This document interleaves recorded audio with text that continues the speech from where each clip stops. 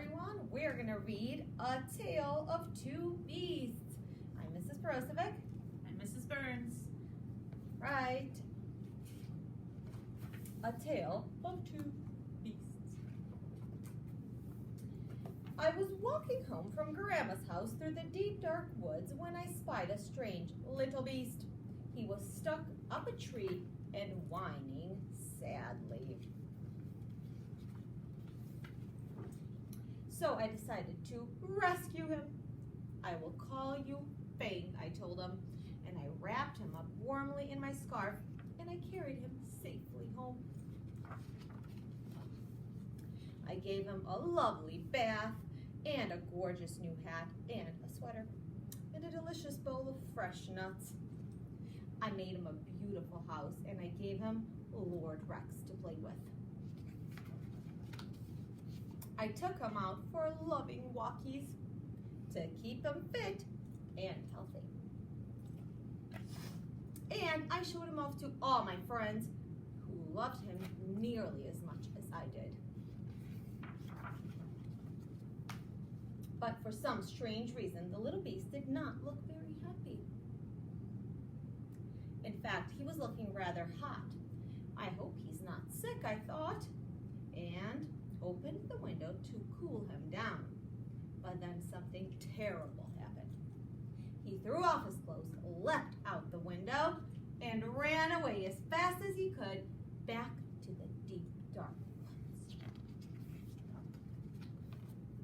I wanted to go and look for him, but Mama had other plans. Dinner time, bath time, bedtime, grrr. I couldn't sleep. I missed the little beast. I wondered if I would ever see him again. But then a small furry shadow appeared at the foot of my bed. The strange little beast had returned. He seemed quite pleased to see me, and I began to think that maybe, just maybe, he wasn't that strange after all. I wonder why he came back. Well, we're going to find out because that is not how Fang saw that story. I was hanging from my favorite tree singing happily to the birds when I was ambushed by a terrible beast. She growled at me and tied me up and carried me off to her secret lair. She made me disgustingly clean and dressed me up in a ridiculous hat and sweater and tried to make me eat squirrel food. She kept me in a tiny box with nothing for me to do and nowhere for me to hang from.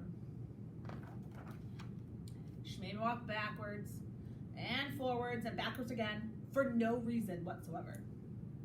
She showed me off to a herd of even wilder beasts who were just as terrible as she was. I had enough. I made a cunning plan and put it straight into action. A plus B equals freedom. Free once more!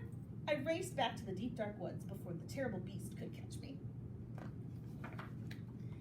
It was peaceful in the deep dark woods. A bit too peaceful, perhaps. And also a bit wet. In weather like this, one could do with a nice warm hat.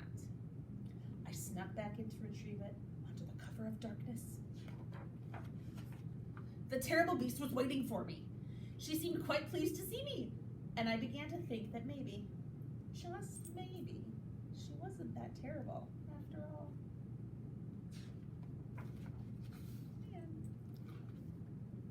Thank you for listening to our story. Have a great night.